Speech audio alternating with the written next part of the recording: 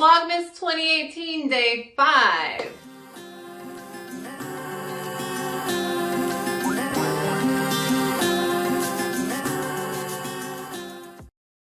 Welcome to Allie's Test Kitchen, which is kind of a misnomer because it's not really my kitchen, it's my mom's, and it's not really a test today because I've actually made this cheesecake before.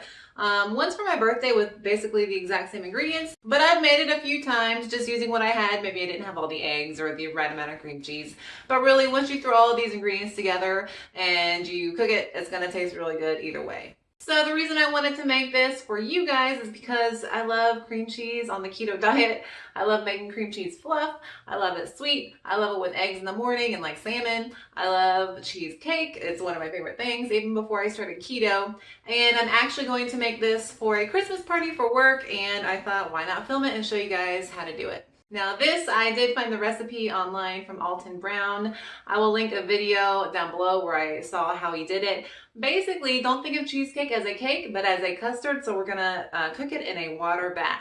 All right, enough talking, let's go ahead and get started. So to begin, we've got 3 packages or about 24 ounces of cream cheese. I've let it sit out and soften a little bit so it'll be easier to cream. We're going to start with about 12 packages of Splenda. I might add more if the cheesecake or cheesecake custard doesn't come out as sweet as I'd like. We've got about 1/3 cup of heavy whipping cream, 4 large eggs, about 1 1/4 cups of sour cream, or if you measured it out, about 280 grams on a gram scale. Optional chocolate for maybe a chocolate drizzle on top after it's cooked. And then we'll need just a little bit of butter to butter our pan so that the custard does not stick to the bottom. Now, like I said, I've already kind of let this soften up by sitting out for a bit. So I'm gonna just kind of cream it with a fork. I might pull out the blender, we will see.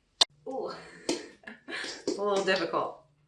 I could have put it in the microwave. That's what I usually do, is I'll put it in the microwave for like 20 seconds, let it get real soft. Oh, I've never worked with this much at once, except for like a couple years ago when I made this for my birthday, and I actually made like a whole thing. Usually I just make cream cheese fluff. I'm gonna be honest with you guys, I never get to like the actual baking part because it's just so good. And so before I even put in the eggs, I just eat it. Okay, yeah, so that's about as far as I'm getting with that. I'm gonna need a blender or a mixer or whatever you want to call it. Apparently there's a wasp in here. Don't ask me, this is not my house. Oh, by the way, I've got the oven preheating on 250. Okay, next I'm going to add in the sugar because I feel like the granules kind of help break up the cream cheese a little bit. So, well, it's not sugar, it's Splenda, but whatever. Now, Alton Brown did this in totally different orders, but is it really that serious? I mean, I like Alton Brown, but is it really that serious? You got to do it in a certain order. It's going to work either way, right? So added the cream and the sour cream. Okay, now I'm just gonna taste a little bit of the custard before we put in the egg, just to see if it's sweet enough. Needs more Splenda. I'm gonna start with adding about 4. Then I'll try again. And it needs about 3 more. Because we're gonna add those eggs, that's gonna thin it out a bit. We're gonna cook it. I'm sure it's gonna change the composition. So I'd rather it be a little bit sweeter than not sweet enough. I forgot you're going to want to add a little bit of vanilla, so I'm just going to drop about a teaspoon very carefully in here. Good. And I'm going to go ahead and add the eggs. Good. It's almost looking like a cake batter, so I'm just going to scrape down the sides where a lot of that thick cream cheese has settled. Now, I'll be honest, I've used this once, and that was in my 4th of July video. But it's for a holiday party and I really want a prettier dish. Usually I use like a cake pan to make this, but hopefully it's not too much. I might have to pour it out of this and into like a regular old cake pan. But I want it to look nice for a holiday party, so I'm gonna try that. And if it fails, we'll move it to a cake pan. Now, since I'm gonna serve it out of this, I'm gonna butter it because in Alton Brown's video, he put like parchment paper down, but I'm just gonna leave it in here and serve it because it's a cute little pan. So I'm gonna butter it and go ahead and pour my mixture in. Then we're gonna do the water bath. And I just take the stick of butter and just rub it around, get it in the grooves. Maybe add a little bit of saltiness because it's just salted butter. So we're just doing our own thing, having fun. That's what cooking's all about. Doing your own thing, whatever you want to do, it's gonna be good because it's all good stuff going into one pan. You see that? I just love the way that it looks when you pour things into pans. So I'm just waiting on this water to boil so we can have that hot water bath in the oven so that we do not cook the cheesecake, but so that we steam it because it is a custard. So we gotta wait a little bit, and you know what that means? It's Zen Dishes with Ali. Okay, I know it had egg in it, but I may or may not have licked this bowl. Don't judge me. Let's talk about crusts on things, okay? Every time you guys see me make a keto-friendly version of a food that's usually not keto-friendly, like pizza or cheesecake or something else like that, where you usually have a crust, Allie's not gonna do a crust. You know why? Because the crust was never part of Allie's favorite part of the meal. Okay, I didn't really ever like the crust on cheesecake anyway growing up.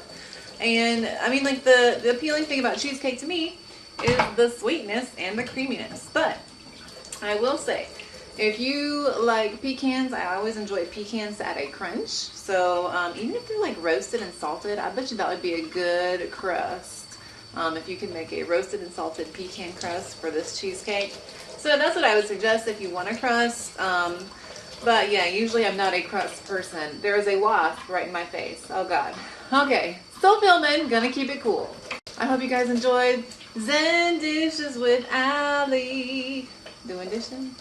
And the water is about to boil. So what I'm going to do is I'm going to put, yeah, I know, it's an old pan, okay. I'm going to put some paper towels in the bottom so that the custard plate pie holder is not directly touching it because I don't want the bottom to overcook. So I'm going to put maybe about 4 paper towels folded in the bottom of this pan. So about like that, just to kind of keep the bottom of that other pan from like touching the bottom. Keep saying the bottom. So like so, we've got our pan inside of our pan, and I'm gonna pour this boiling water into the pan. Now you wanna make sure that you don't put in too much because you don't want it to go over the top of your pie pan. Now this is a weird angle. Now I believe that the water just keeps the custard from actually overcooking because you don't want cake, you want custard. So it keeps it moist and it keeps it from drying out too much. And apparently it's supposed to help it from cracking on the top. So like I said, the oven's on 250 and you want to be very careful. I almost got some water in the top of that pie pan by sloshing it around. So be very careful. Be careful putting it in there. I burned my hand. So just be careful, okay? Things are hot, things are watery. Okay, folks, so it is about 3:15. So it's supposed to stay in there for about an hour. Then we're going to turn it off and then leave it in the oven for another hour. So a total of 2 hours to cook. So we're cooking it low so that it does not overcook and become just like scrambled eggs because it is a custard. So low and slow and steamy is the name of the game. Okay, it's been about an hour. So we are going to turn off the oven. And Alton Brown suggests opening up the oven for about a minute, letting all that hot air come out because it's still going to cook, right? It's like eggs in the pan. You know, you don't want to overcook them in the pan because they'll still cook a little bit on your plate. So we're going to cool off the oven, but leave the cheesecake in there for another hour. And there are no cracks. I mean, that's what it looks like. I'm going to nudge it a little bit just to kind of show you that. It may be a little jiggly, but it's still going to keep cooking. Well, she's ready an hour after we turned off the oven.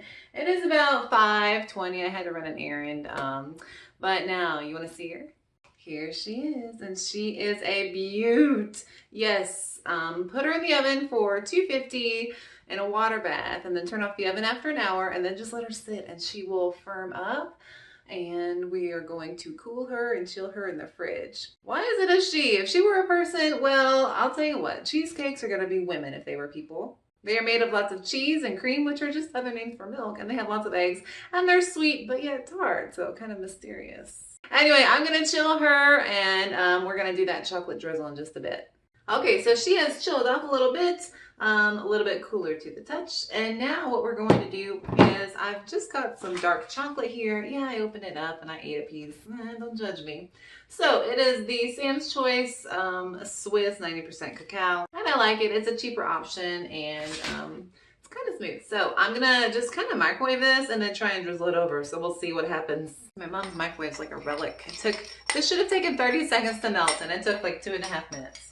Okay, so I'm really not sure. I've never really drizzled chocolate on my cheesecakes before, but I'm sure it's good. I mean, it's chocolate and cheesecake. What can go wrong? So I just melted 3 squares, and here it is, drizzly goodness. So let's go ahead and drizzle.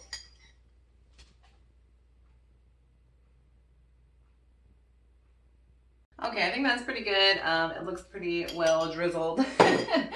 I'm not artistic, but this is what it came out to be with the drizzled chocolate. I'm gonna put it back in the fridge, let it cool off, and I'm gonna serve it for our holiday party at work.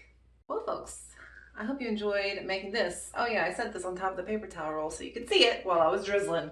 So you know what goes great with cheesecake? A delicious dinner beforehand. So if you like steak, chicken, pork, and bacon, you should try out ButcherBox. ButcherBox is the box from the butchers, delivered straight to your door.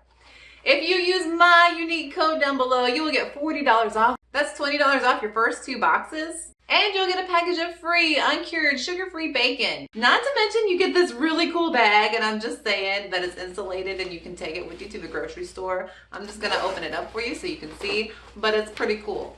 Also, for the holidays, don't forget that sending meat to your loved ones would be a great gift. I would love to get lots of meat. I mean, somebody take care of my meals for like a couple weeks, that would be great. So yeah, send them meat and then make them a delicious low-carb cheesecake. Remember to use that link down below. It's my unique code and you will get $40 off, $20 off of your first 2 boxes plus that free bacon. All right, you guys, that's gonna be about it for today. I hope you're enjoying Vlogmas and I hope that you enjoyed this video and that you try this cheesecake. Like I said, I've made it before. It's not Allie's test kitchen today. This is Allie's like do it again test kitchen day. So I do hope that you make it and that you enjoy it.